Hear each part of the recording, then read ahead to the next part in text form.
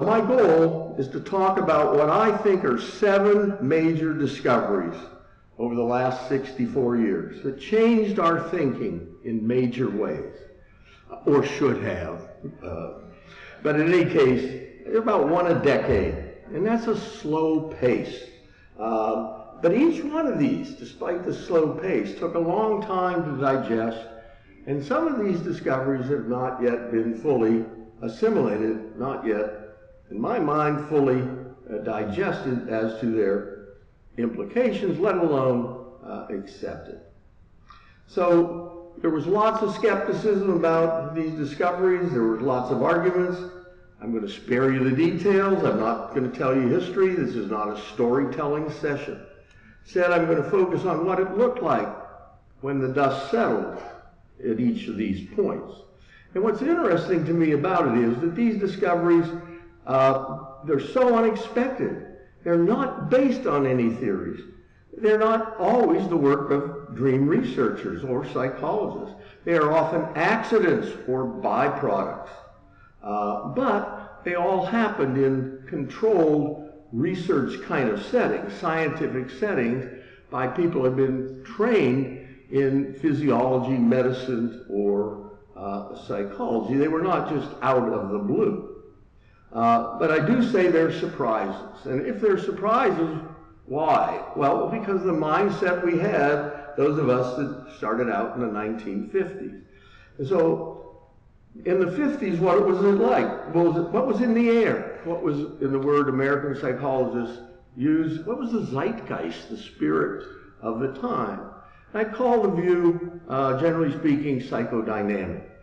The focus was on motivation, on psychic conflict, on wishes and fears, on the unconscious. It was the realm, as you can tell, of Freud and Jung, and the Neo-Freudians, and in the Neo-Freudians particularly a man named Erich Fromm, who had written a book called The Forgotten Language, which brings forth the whole idea of symbolism and metaphor. It was a world of symbolism, a world of what we today would call metaphor and figurative thinking. And it's important to say at the outset that one or more of these theorists did motivate many of the people, not all the people, but many of the people who went on into dream research and made some of these discoveries. And so whatever we may say, the most important thing that perhaps Freud, Jung, and Fromm did was to make dreams important, to make dreams something that were a subject of study by those who were trying to do systematic work. Now, the first of these discoveries, of course, was by physiologists who weren't looking at all for something about dreams. They discovered by accident in 1953 that there are periodic eye movements during sleep. They thought about that, these rapid eye movements, and they thought, well, it could be related to dreaming. And they did a little study published in '53 that gave us for the first time an objective, observable indicator of dreaming, because they awakened people and lo and behold, they were dreaming. And that discovery, that accidental discovery, of course, put dreams on the map as far as scientific researchers who want to see an observable indicator, who want to be in a lab, and in this case a sleep lab, and the fact that the EEG was so big, gigantic in those days, probably only redounded to our benefit. I mean, we had the biggest machine in the world when we were studying dreams. And lo, within 2 or 3 years, a medical student turned physiologist who turned out to be a closet Freudian, had gone to medical school because he had read the interpretation of dreams 3 times. He got into this field of work, and he tied these eye movements to a sleep stage, an amazing sleep stage, as you know, REM sleep, with all of its physiological changes in addition to these rapid eye movements. And he found it was part of the sleep cycle, that there's REM and non-REM, whereas today we'd say there's sleep onset stage, which is pre-sleep, but it's a definite stage down. There's non-REM 2, and then there's what's called slow wave sleep, which encompasses the other 2 non-REM stages, and we have REM sleep. So we have a whole cycle suddenly to look at. So what are the main outcomes as far as dream researchers concerned of all this research? And it was really massive. There were a dozen or two labs, say from 60 to 75, 80, and then there were a few labs remaining maybe as late as 1990. What came out of this? And that's the occasion then of my first three slides. So if we can see that first slide beyond the title, we see that the important thing, the first thing I think is important is we find that dreams do occur during, yes, REM, as the original researchers thought, very frequently, but also in non-REM too, especially late in the sleep period, as we used to call it, which means towards morning. We find dreams upon awakening, whether we're in REM or non-REM. And we find dreams in little patches, little snatches at sleep onset in different stages of this complex sleep onset process, with some of you having dreams almost immediately in that process and some of you a little later in that process. Wide individual differences. And we secondly see then that dreams are more regular, frequent, and long-lasting than anyone imagined, or at least theorized. So recall becomes an interesting point to ponder because we recall so little of this massive dream life. And we still don't know why. And that's an area in which I think some discoveries remain to be made. And in a certain way, there has been zero progress on that issue in any systematic general way. The low correlations that we found in the 60s with dream recall are still being found, such as by Mark Blagrove and Michael Schrenel, still today. And there's two senses in which recall is a mystery. First, that we all recall so little, relatively speaking. And secondly, there are very wide individual differences in recall. And indeed, there's spurts. We might recall dreams for a week or a month, and then all of a sudden we don't remember any. So there's all that mystery around recall. That was quite amazing. And dream content turned out to be surprisingly different, very different than what most people expected. It turned out to be more realistic, often mundane, about things around home, interaction with friends and relatives. It was less bizarre, according to lab studies, less sexual, no large amounts of obvious symbolism, and we were looking. We were often motivated, including me, by these psychodynamic kinds of views. It's also difficult, if not impossible, to cause a dream or to even influence them. So we can't be as experimental as is the gold standard in psychology. We can't manipulate a variable and get an outcome. They happen. They happen to us. So we then want to ask ourselves, and that may be on my second slide. Let's put that second slide up there. You did, good.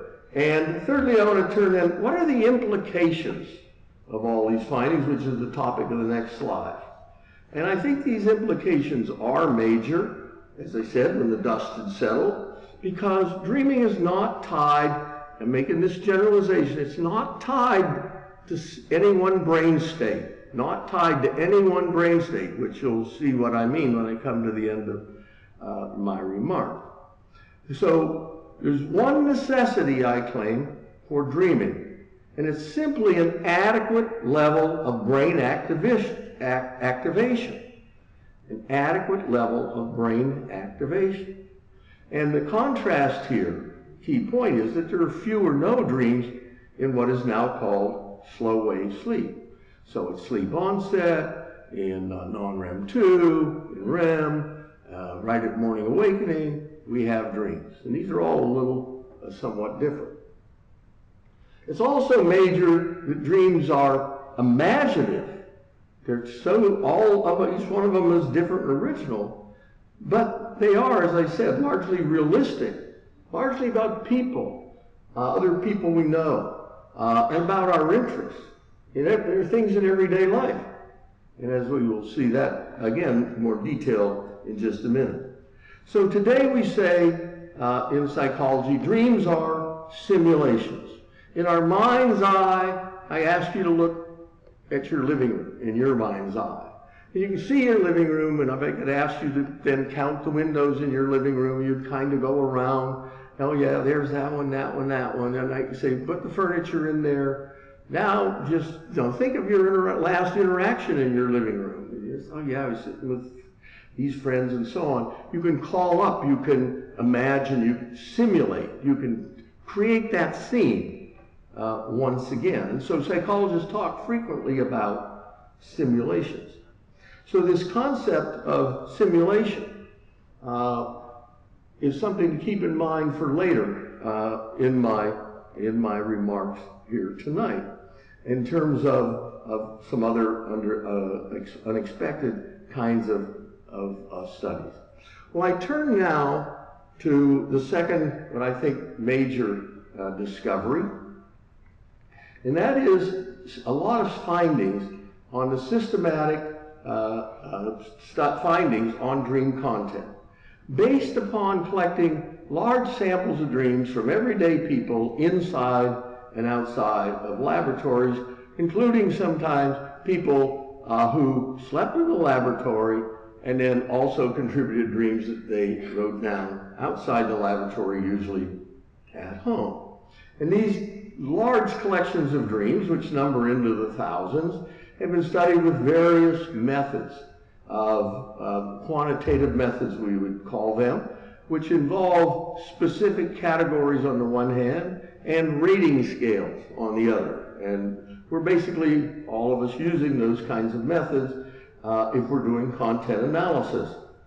Most frequently, of course, at least in my case, but generally and across the world, but not always by any means, we're referring to the Hall and Van de Kessel categories, which were first developed in a rudimentary form by Hall in the 50s. And then Hall and Van de Kessel, I want to remind you, spent 2 full years trying to get those categories so they would work in terms of reliability, and that they had everything accounted for in a dream. They also put them together knowing there were computers, consulting with IBM people, and so they were remarkably adaptable to spreadsheets. And so when my research assistant, Adam Schneider, that many of you know of, and been so important in all of my work in the last 23 years, when he made a spreadsheet and put the Hall Van de Kessel system on it, he said, this is nearly perfect in terms of how these spreadsheets work. And then I remembered that they had consulted with these IBM people. So it's a very rigorous kind of system, and most of the results I will mention, it comes from it. But I want to stress to you, even though it's been used in Japan, India, Europe, Iran, Canada, the United States, it's not the most frequently used system by any means. And there are dozens and dozens of other systems that have been developed and continue to be developed. So my focus is on Hall Van de Kessel because it was the one I learned, because it's been used by more than researchers in just one lab. What are the findings? Well, a lot of similarities in dreams in the following way. Gender similarities and differences, age similarities and differences that seem pretty systematic, massive individual differences, as you'll see if you have a lot of dreams from one person.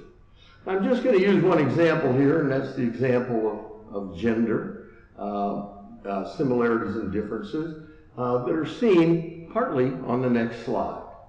Now, this slide is based on 500 women's dreams from 100 women and 500 men's dreams from 100 men, collected between 1949 and 1951.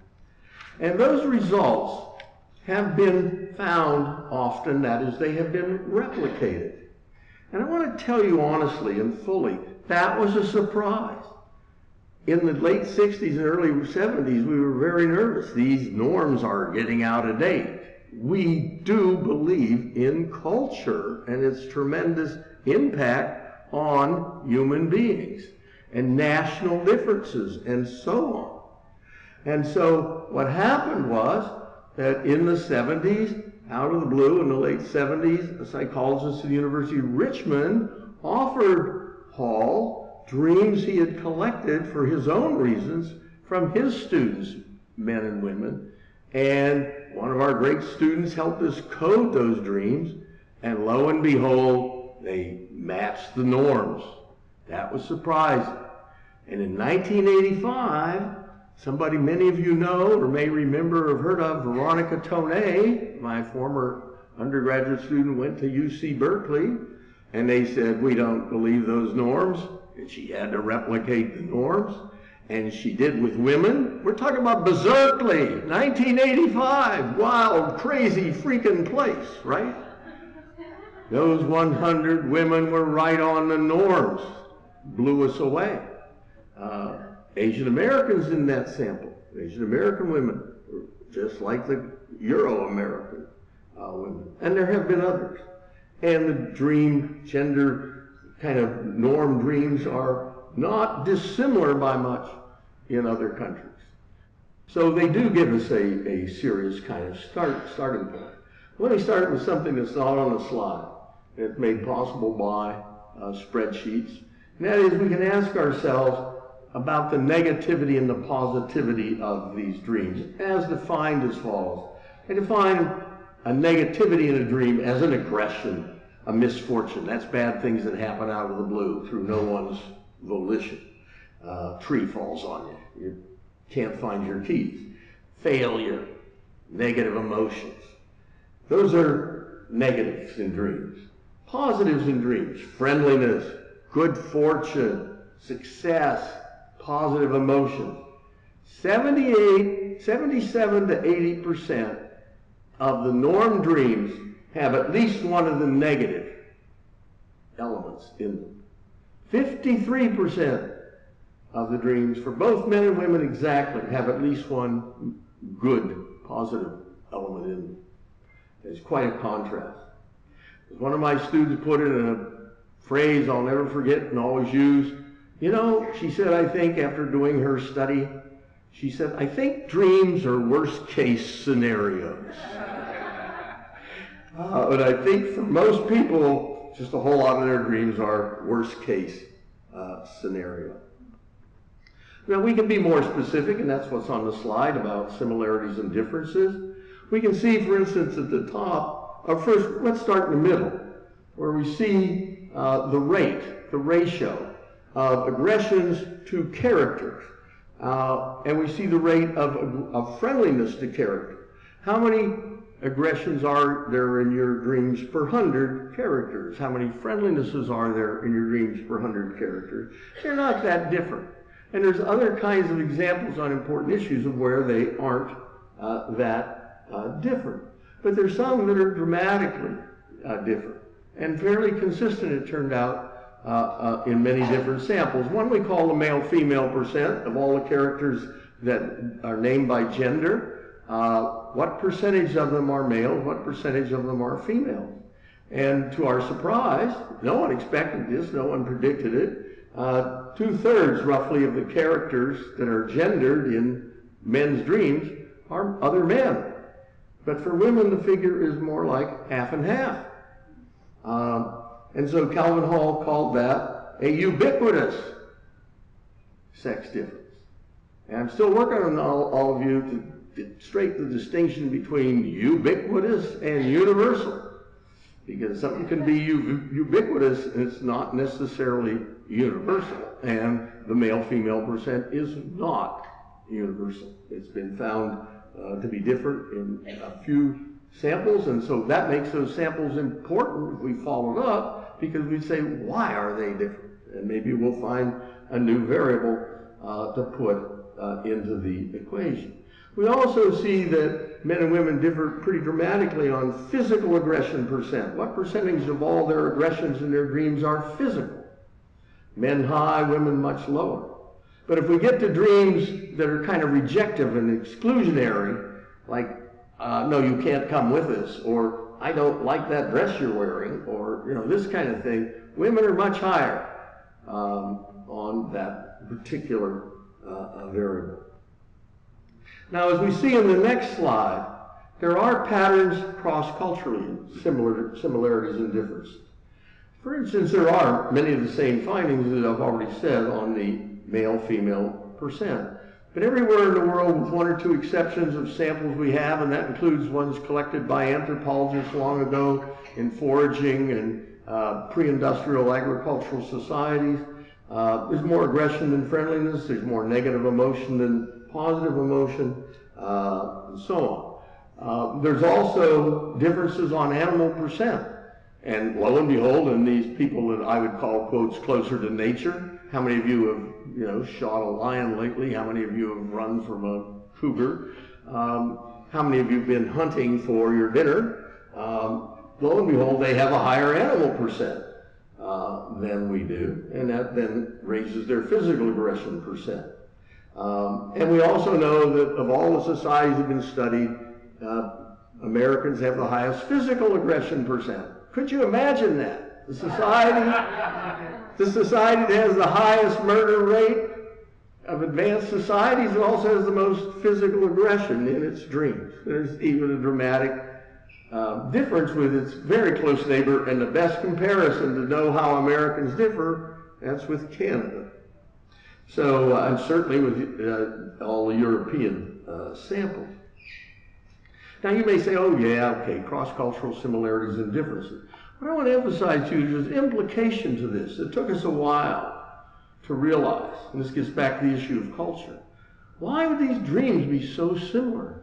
And I think there's a thing that maybe leads us towards theory, and that is because dreams are so personal. They aren't being maybe powerfully influenced by culture, not because we aren't influenced by culture, but because maybe dream life is exceedingly personal around our concerns. And do people have the same concerns? Born infants, in families, with siblings, fear of death, resentments, and so on. Find that in every society. And you find a lot of that kind of thing in dreams. I want to mention two more major content findings. One is called consistency. And that means you dream the same over months, years, decades. We know that from a couple methods. We know that from studying word strings, as well as from Hall van de Castle coding. And we've done this with 24, I would say, solid kinds of studies. And we see this, one quick example in the next slide. And this is 600 dreams from Jason over about 15 years, divided into 6 categories, 600 dreams, 100, 100, 100, 100. Now, at the very bottom, you see he's constant. He's got a kind of consistency that it's constant, basically, doesn't change on the bottom. And that's his aggression characters ratio with men. Very consistent. But right above that, we see his AC ratio with women. And that's, when we compare that with the men, we have a relative consistency. He always has more aggression in his dreams with women than with men. Very consistently that way. And I can tell you right there, if you know the norms, that's not a typical set of male dreams. Right there. Now, thirdly, in this particular slide, was picked for this reason, there's also a developmental kind of consistency. And that is, you notice from about the third Roman numeral there, starting the third 100 or so, fourth 100, his AC ratio with his wife and daughter begins to rise slowly. And by the 5th and 6th sets, it's shooting up. So as his dreams unfold over 15 years, he's arguing and fighting more with his daughter and his wife. Now, that doesn't mean he's a brute of a so on. It's all verbal, and they certainly pick on him plenty. So I didn't tell you the direction of the aggression, but believe me, he's not just somehow chastising them. So I'm pretty confident in the idea of consistency. And we began to wonder, when did it start? We have some indications about age 18, but it wasn't firm. It wasn't the kind of things that I would be satisfied with. But now we have some new results. A new unpublished study. We have long dream series from 2 women. They offered them to me when they were in their 20s, late 20s, 5 years apart. They are 6 years apart in their dates of birth. They live on 2 different continents. They do not know each other. They are in no way interested in any dream theory. And they read about the dream bank, and they wrote me and said, would these be of any use? And so I can tell you these 2 different people, hundreds and hundreds of dreams, thousands in the case of the other, I have their dreams from age 13 to 25. And there's consistency of those characters from age 13, 14, it's parents, it's siblings, it's best friends. But their interests could not be more different in this whole wide world, but there they are, from 13 to 25 for both of them. So I think consistency, once we're full dreamers, I think they are consistent in what we dream about. We all have a set of things we dream about. Now, there's another final major finding with the content analysis, and that is a correspondence between waking personal concerns, whether positive or negative, and dream content. And of course, as you know, I think that we dream that there is what we call continuity, or Hall calls continuity, between our thoughts, concerns in dreaming and in waking. He came to this conclusion based upon his studies of these dream series, when he could actually interact with the person, usually, in fact almost always, totally with him, through correspondence after he had analyzed the dreams and sent them a set of inferences. In a couple of cases, he used some of their written records as well. So I think there is this something called continuity that links our conceptions and concerns, as Hall and cognitive psychologists call it, with linked dreams and waking life. Now I want to turn to a third major discovery that in some ways was even more unexpected than the other findings. If these findings came online in the 1980s, and they're developmental findings, and they're a work of a person who spent a lifetime in the lab, David Fowkes, a cognitive psychologist, who got into this work in a very neutral kind of way, and he would ask questions that always led to unexpected findings, as you're also going to hear a little bit later. So, for instance, he was one of the people that first found non-REM dreams. He was not looking for non-REM dreams. He was looking for the things that led to what dreams were like, and he found non-REM dreams. In this case, and he told me, but he also said in books, that when he started to study children, he wanted how the content changed. And he was not expecting what he found. And it's a finding that is still resisted. It's always surprising. It doesn't fit any assumption we have. It doesn't come from any theory. And I'm just telling you, it was an accidental finding. Little children do not dream often or well. And now we see on the next slide the results of both, really summarize what he found both longitudinally and cross-sectionally. Let me say, with the youngest kids, it's the same kids over a 6-year period. He saw them every other year. So he saw them at 3 to 5, 5 to 7, and 7 to 9. And then he had another wave, started at 9 to 11, 11 to 13, and 13 to 15. And then he did it again cross-sectionally. He had 80 kids, 20 kids that were 5, 20 kids that were within a month of 6 years old, 20 within a month of 7 years old, 8. Those 4. And he did their dreams.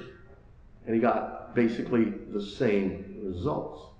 And let's not forget Inga Strauch, the great and wonderful Inga Strauch, who was often at ASD in the past, doing this kind of work at the University of Zurich in Switzerland, whole other country in the 1980s and 1990s, 20 and 30 years after the original work, and importantly, mostly women researchers, where the previous researchers were mostly male researchers. And in both her adult work and her children's work, she got very similar results to what had been gotten in the American lab. She and David Fowkes are the unsung heroes of laboratory dream research.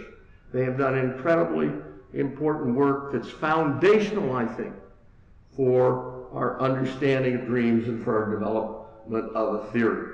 And so she had a large number of these pre-adolescents. I can't remember my numbers right now because I'm on a roll, as you can tell, and you just say, oh my God, he's at us now. Yeah, it's a machine gun attack, stay low.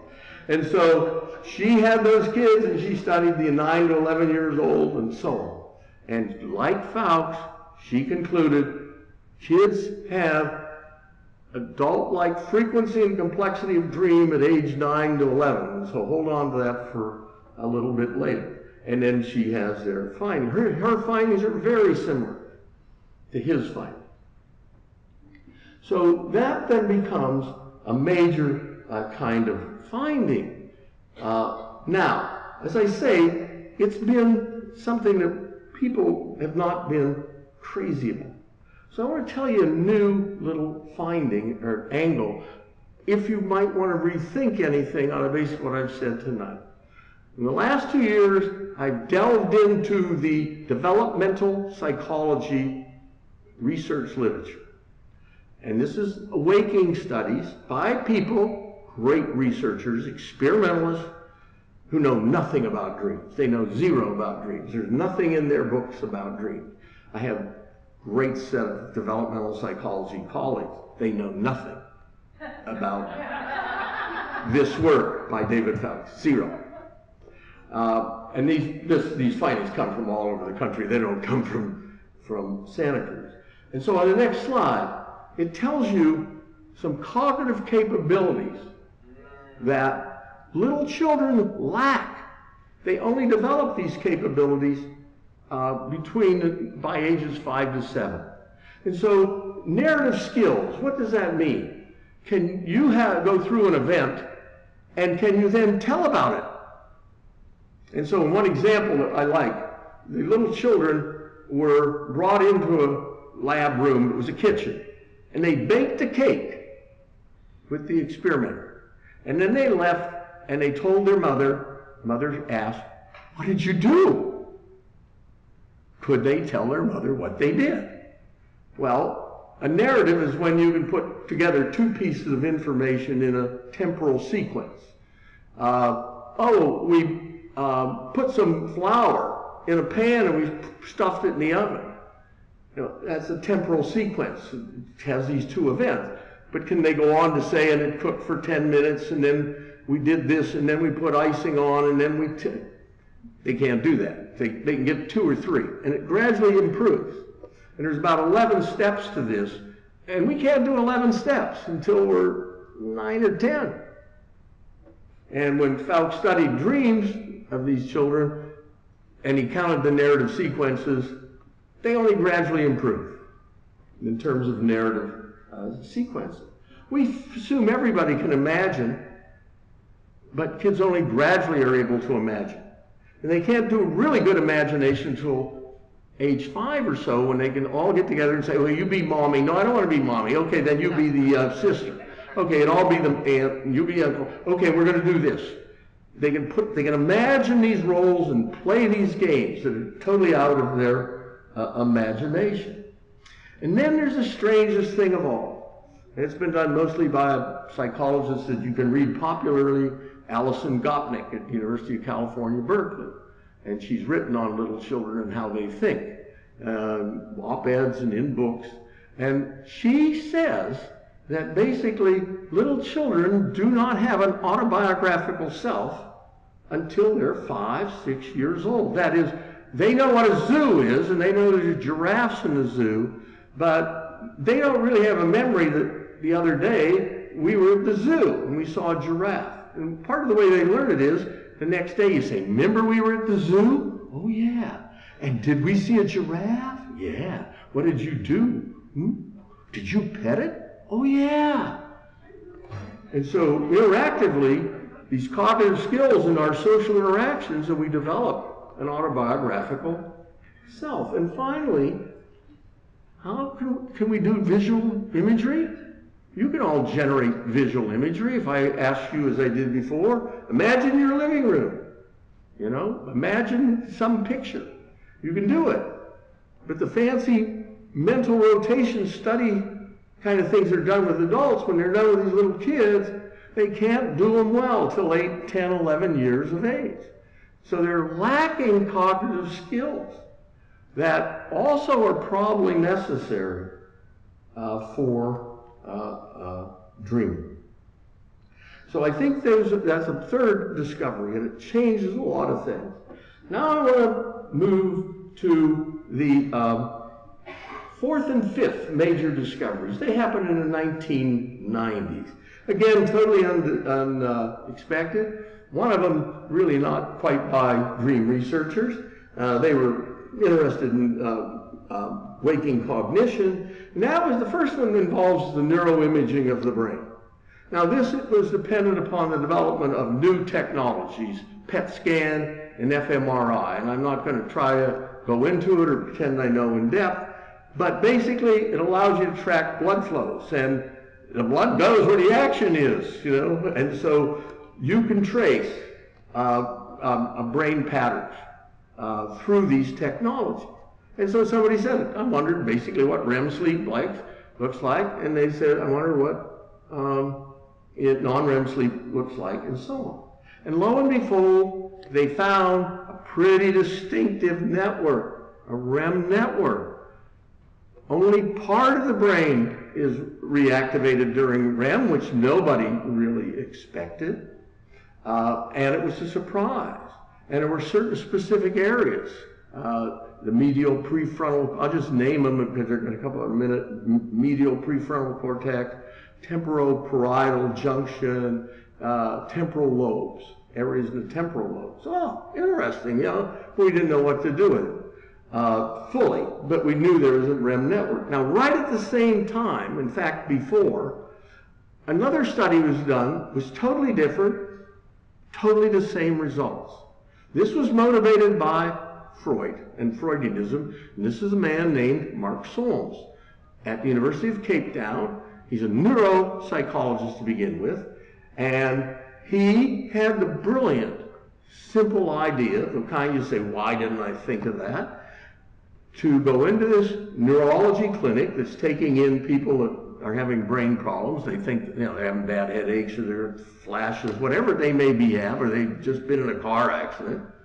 And in the intake interview, he basically asked them, before he'd seen any neurological workup, he asked them the question, has your injury affected your dreaming? That's all. Most of them said, huh? 361. 200 of them said, no. Oh, okay, that's all we want to know. And others said, yeah, you know, it's the strangest thing. I don't dream anymore. Few said, you know, I still dream, but I don't see, like I dream my mother, but I don't see her. Visual defects in their dreaming. And a third type was, that it's of concern to me here tonight, was they say, you know, I now think I'm dreaming all the time, or I get confused whether I'm dreaming or not. Now he does the workup, you know, with all, and then his study was so ancient, it was late 80s, it was CAT scans, but it's still enough. Same areas, that is, The areas that people said, I'm still dreaming, they were the ones that aren't reactivated during REM. And the areas that were led to these defects were precisely in the REM network. And you're going to see that in the next slide or two. So in the first slide that's now coming up, I think, you are seeing a bunch of X's, aren't you? And those X's are saying, we don't need that to dream. So you don't need your primary visual cortex to dream. Because you're dreaming then by inference with your secondary visual cortex, which is about imagery in good part. You don't need your prefrontal cortex. I sure need mine tonight to make sure I know I'm going over time. I see you're out there. I know, we all got to catch planes in the next 2 days. I remember where I came from. I know what day it is. That's all thanks to our prefrontal cortex. Now, that is not working at night. And you know what? Based on that difference, some people say we're psychotic during dreaming. Just because you don't know where you are and that you're dreaming, you are now psychotic. That's a fantastic thought. So at any rate, now the next slide then shows you the areas that when they are taking a hit in some way, whether a stroke or an injury from car accident or whatever it may be, these are areas that cause you to lose. If it's in these prefrontal kind of areas, it causes, and one of the far back areas, it causes you to lose dreaming. And if it's, and then if it's in that secondary visual cortex area, right, sort of the back of your head, one step in, that's your secondary visual cortex, and you don't have visual images in dream. I claim we know the neural network for dreaming.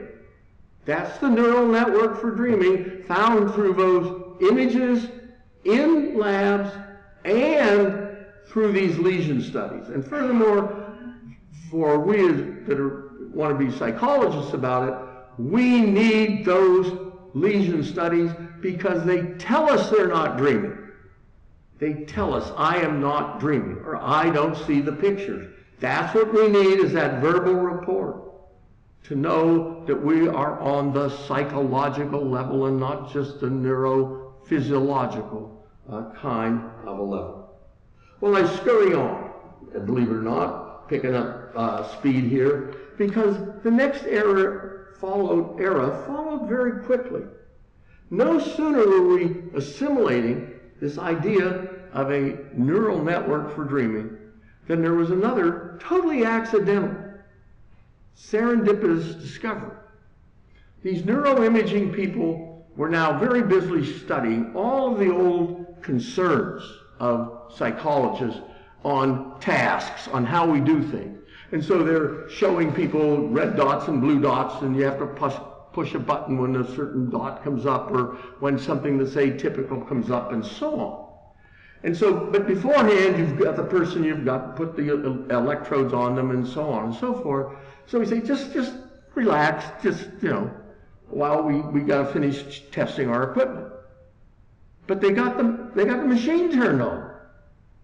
And they start, when they look at their records, they also notice on the pre-game record, so to speak, the pre-experimental record, they notice they're pretty similar on these various people. And they check around, and they find that we're just doing nothing. That is, there's no task before us.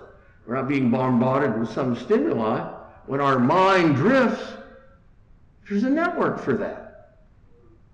So now they're studying that, and they look at it, and they say, wow, this is different. Now, of course, you know where it's going, but I'm not going to still tell you. And officially, get a little drama into the picture, right? So the point is, they now start doing studies. This is about 2002, 2003. Now they start to do studies, and they decide, you know what? This is the mind-wandering network. And so one person ended their study in 2007 with the conclusion, our mind wanders when it's not otherwise occupied. And I say, yeah, that sounds a lot like a dream. We dream when our mind is not otherwise occupied. So you read some of their generalization about mind wandering and say, oh, they're talking about dreaming. There's another paper in this literature called The Restless Mind. The Restless Mind. Because during mind wandering, it jumps all around. There's all these different topics. Now, John Antrobus, a great psychologist, the 60s, a cognitive psychologist who studied daydreaming as well as mind wandering, he had done studies showing to say that your dreams are bizarre because they jump around, does that differentiate dreams from your waking mind? Not during mind wandering, it doesn't. Your mind jumps all around during mind wandering. And so, don't tell me that bizarreness can be measured by jumps, because our mind is jumping every minute unless you're really on task. And some of you, right, you've been drifting in and out. You say, oh my God, he's going on and on. So what, oh God, and then thinking about that swimming pool, and then you're back to this. So our minds drift during waking. So if there's anything that ever finish off that criterion for calling a dream bizarre, surely it's the waking control group kind of thing. So they put their results out there. Zeitgeist again, the spirit of the times. Right about 2009 to 2011, 3 different dream researchers noticed that the default network is the REM network. Now what's interesting to me about that, not one of those mind-wandering researchers knew that, because they don't know what we're doing. And we, of course, don't usually know what they're doing. And so there it was. And so these claims started to appear in the literature that the default network encompasses the REM network. So the next slide shows you a picture, that pretty blue color that Adam put on there. That shows you the default, the areas of the brain that encompass the default network. And if I had time and more slides, then I could lay one on the other and show you how well they overlap. And so this then becomes a major kind of network. This is the imagination network. This is the network that has the visual imagery parts in it, and so on, and so forth.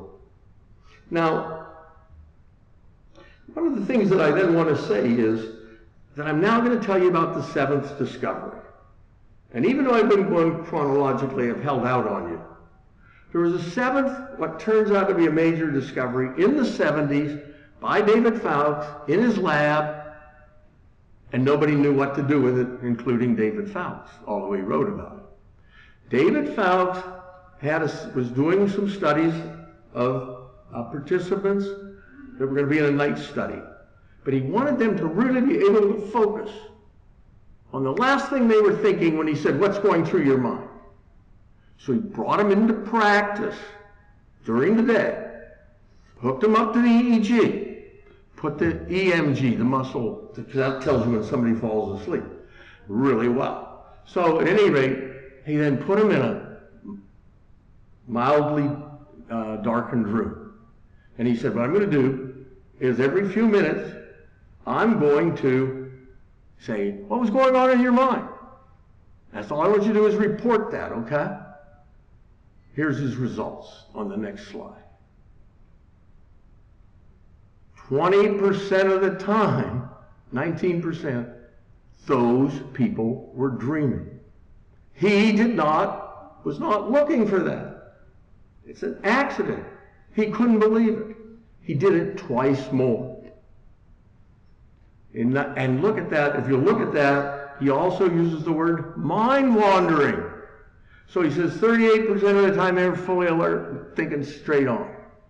But another large percentage of the time, he said they're in what we can only call mind wandering. Their thoughts were drifting around. And then he had another one where you're really immersed in thought. And then he has dreaming. And in all these studies, about 19 to 20% of these little flashes of dreaming, where they say, I was jumping in the swimming pool, or some ridiculous thing, right? That we don't think of, you don't think you do during waking. But if we let your mind drift long enough, and he knows they're awake, see, that's the luck of it. He had those leads on them in such a way, he knows that none of them fell asleep. And yet he got these dream kinds of results. So that's the other bridge backwards. And I want to then, at this point, bring in another little point.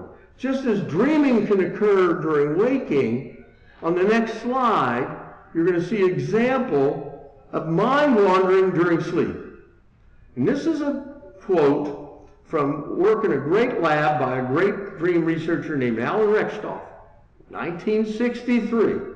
And what he says, the non-REM reports that were not dreams seem similar to that large portion of our waking thought which wanders in seemingly disorganized, drifting, non-directed fashion whenever we are not attending to external stimuli or actively working out a problem or a daydream.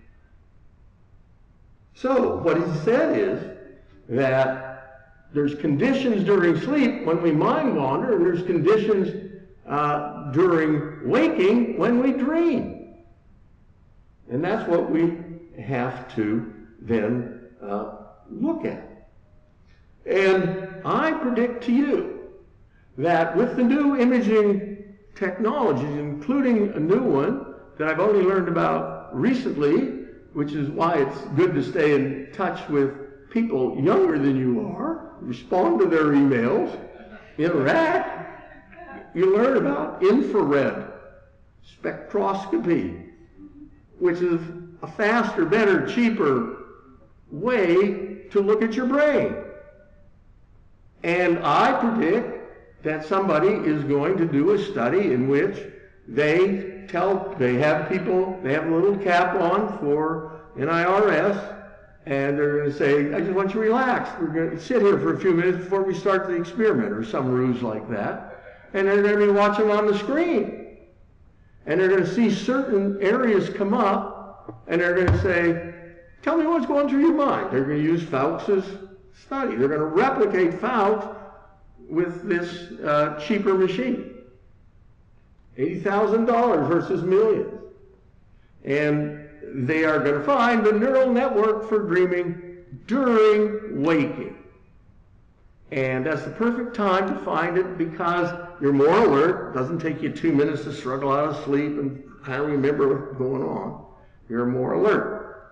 And so I think that, is the next kind of step. So, and this once again talks about activation, but there is more to it. So what is dreaming? Dreaming is an intensified form of mind wandering. We're more cut off from the sensory world in this state. Secondary visual cortices are augmented. And so we're getting more vivid imagery during this. And dreaming, furthermore, is embodied simulation. Back to that word. What does that mean? First, in studies in which I would have you hypothetically doing certain things, like imagining you're running, and will activate parts of the secondary sensory motor cortex, and so on. In other words, it's not just sort of an abstract cognitive computer level, but other parts of secondary parts of these sensory apparatus are activated. And there's a number of waking studies that have been done on that kind of issue. So, and they're also embodied another way. You do experience this as fear. You do experience when you see that lion, when you see two people coming at each other, are they going to fight? And you do have that feeling, and you're tense, and you're confused, and all that. That's embodied. That's real. when that's happening. So dreams are, my definition of dreaming, which comes up on the next slide, is as follows. And I think it makes dreams, like any other state, relatively unique, if not totally unique. Dreams are embodied simulations. It's that sense of being an embodied participant in some event or an observer of that event, usually involving characters, activities, social interaction, that distinguishes dreaming from other forms of thought.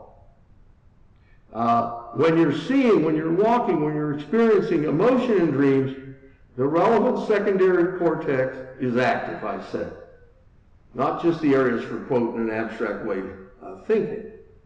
In fact, for the kind of thinking we're doing today, it's asleep. I mean, it's the primary, it's the frontoparietal cortex, which supports the central executive network. They're all gone when this network is ascended, when the neural network for dreaming is ascended.